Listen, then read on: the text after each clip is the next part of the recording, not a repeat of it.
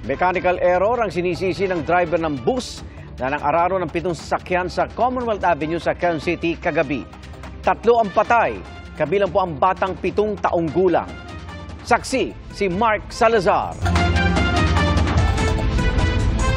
Kitang-kita sa CCTV footage ang pagharurot ng pampasaherong bus sa Commonwealth Avenue, Quezon City.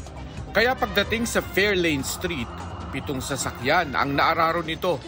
Ayon sa investigasyon ng QCPD Traffic Sector 5, unang sumalpok ang bus sa motorsiklo. Biglang lumagabog kasi mabilis ang takbo nito, tapos ito nakaparada na dyan kasi naka-stoplight tayo eh. Nahagip niya na yung UV at saka yung taxi dito at saka yung mga motor. Ang motorsiklo pumailalim pa sa bus, kaya pahirap ang i-rescue ang rider nito.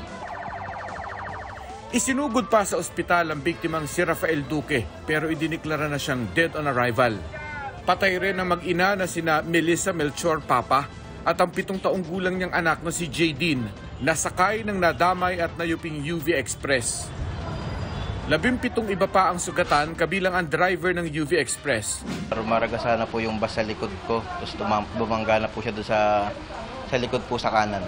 Ayan po yung nangyari nung time na yun. Naka-stop po yung stoplight. Binubuksan ko po kasi yung pintuan para makalabas po yun nasa gitna.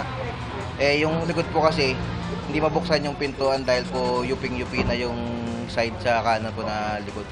Hawak na ng QCPD ang driver ng bus. Depensa niya, nagkaroon umano ng mechanical error ang bus, kaya't hindi agad kumagat ang preno nito. May brake pa naman po nung nandiyon kami sa North Fairview. Tapos, nung papunta na kami dito, umusli po yung bakal dun sa may niya. Naka-stop po yung stoplight na. Pa-brake na po ako. Ayun po, pag-brake ko po, hindi na po kumagat yung preno. Ako po ay humihingi po ng paumanhin at saka hindi ko po sinasadya yung aksidente po yung nangyari. Mahaharap sa reklamong reckless imprudence resulting in homicide and damage to property ang driver. Sinuspindi na rin ng LTO ng 90 days ang kanyang lisensya at inalarma ang plaka ng kanyang bus. Pinadalhan na rin ng LTO ng show cause order ang bus driver at kanyang operator. Pinuntahan ng GMA Integrated News ang bus operator na Original Transport Service and Multipurpose Cooperative. Pero wala na raw ang may-ari ng garahe at 1 taon na rin umalis ang kumpanya. Wala rin sumasagot sa numerong nakalagay sa kanilang website.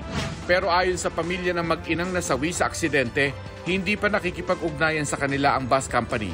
Gayunman, sinabi nilang hindi sila magpapaareglo ng para lang sa danyos. Para sa GMA Integrated News, Mark Salazar, ang inyong saksi. Mga kapuso, sama-sama tayong maging saksi. Mag-subscribe sa GMA Integrated News sa YouTube at para sa mga kapuso abroad, samahan niyo kami sa GMA Pinoy TV at sa www.gmanews.tv.